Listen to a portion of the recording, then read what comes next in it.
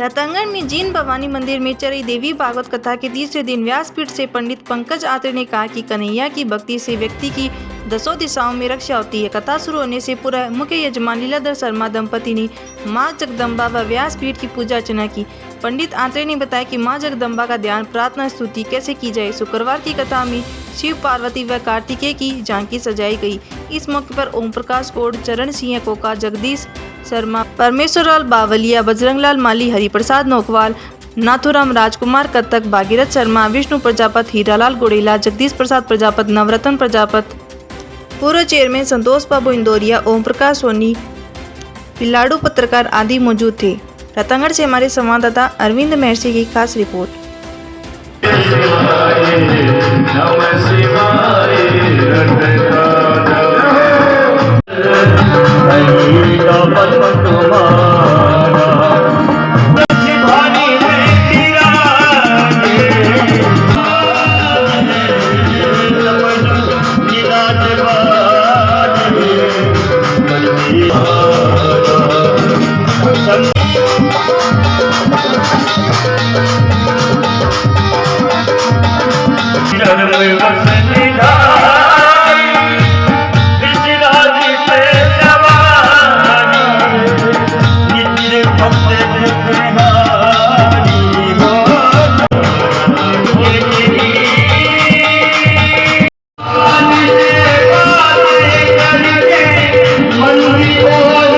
का वर्णन नहीं हो सकता है।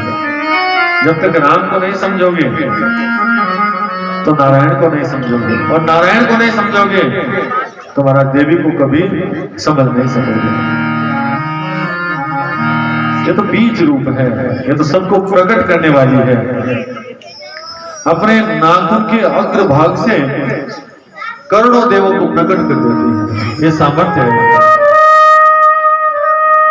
तो कहा मैं देवी भागवत के द्वितीय स्कंद में प्रवेश करूंगा, उससे पहले भगवान शिव का अंतःकरण में आना जरूरी है।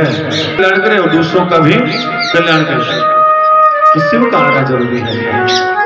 और देवी भागवत में परीक्षित की भी कथा बताई है। पांडवों की कथा आती है, महाभारत की कथा आती है, शांतनु और मां गंगा के 7 पुत्र हुए।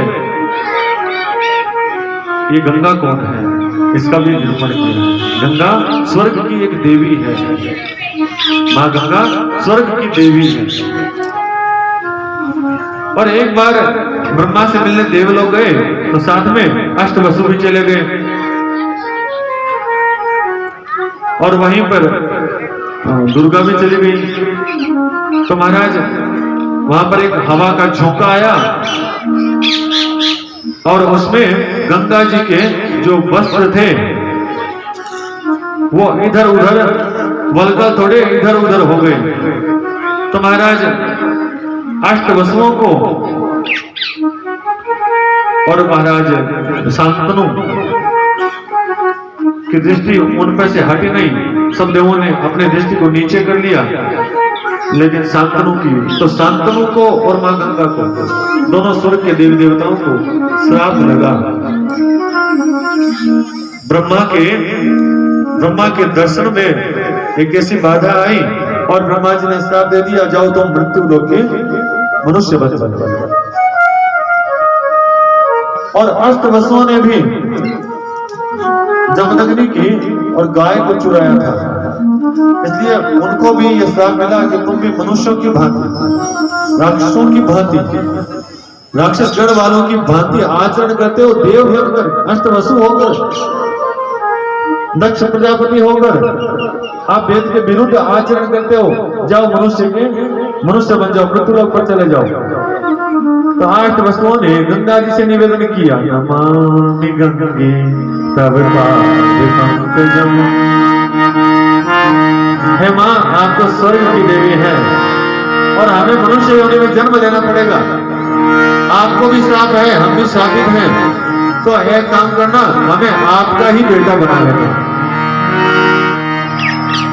और वही अष्टवसु कहने लगे, भैया जब हमारा जन्म हो तो हमें जन्म लेते ही तुम्हारे आंचल में ही समा लेना, तुम्हारी जल की धारा में ही हमको फेंक देना, हमारा प्राणांत कर देना उसी समय पर।